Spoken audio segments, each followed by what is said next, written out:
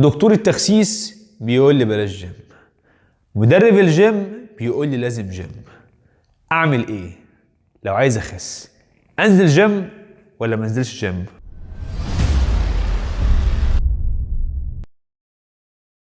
ليه دكتور التخسيس بيقولك بلاش جيم يا عم الحاج؟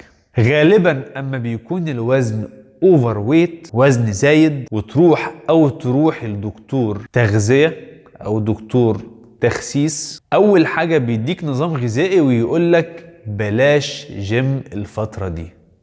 ليه بيقولك بلاش جيم الفترة دي؟ الدكتور بيكون كل همه انك تنزل في الوزن بس، وخاصة في الفترة الاولى. لما تروح له بعد 10 ايام او 15 يوم تلاقي نفسك نازل وزن كبير في الميزان، ده بالنسبة له بيعتبر انه بيحفزك انك تكملي.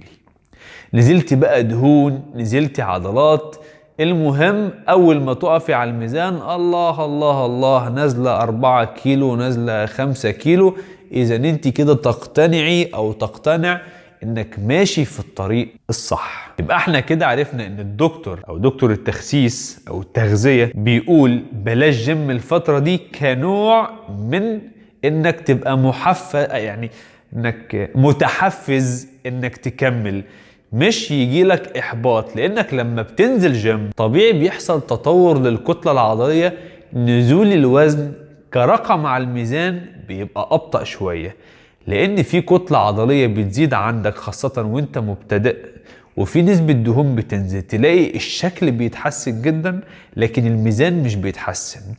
لو العميل او العميلة مش فاهمين الكلام ده ممكن يجي لهم احباط وما يكملوش.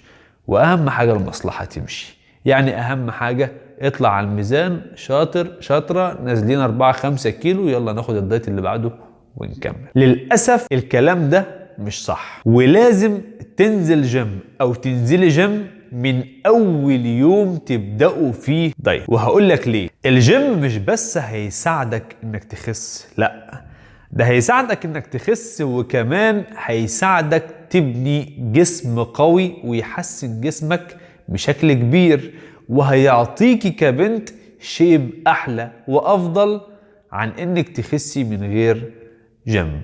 الجيم هيساعدكم جدا في تحسين صحتكم العامة. الجيم هيساعد في تقوية مفاصلك، في تقوية عضلاتك، هيحسن من الثقة العامة، هيخلي ثقتك في نفسك أكتر وهيخلي ثقتك في نفسك أكبر. الجيم كمان هيحافظ على جسمك من الترهلات الكتير اللي ممكن تحصل بسبب نزول الوزن. التمرين هيساعد جدا في شد الجسم وإنك تخس بشكل آمن بدون أي ترهلات. وبكده يبقى عرفنا انك لو رحت لدكتور تخسيس او دكتور تغذية او ايا كان المسمى وقال لك بلاش جيم الفترة دي، لف وشك واهرب على طول وشوف غيره، لانه ما عندوش ضمير. لازم تنزل او تنزلي جيم من اول يوم تمشوا فيه او تلتزموا فيه على الدايت. لو عجبكم الفيديو احلى لايك، افخم شير. عندكم اي سؤال ايا كان سيبه في كومنت وانا هرد عليكم.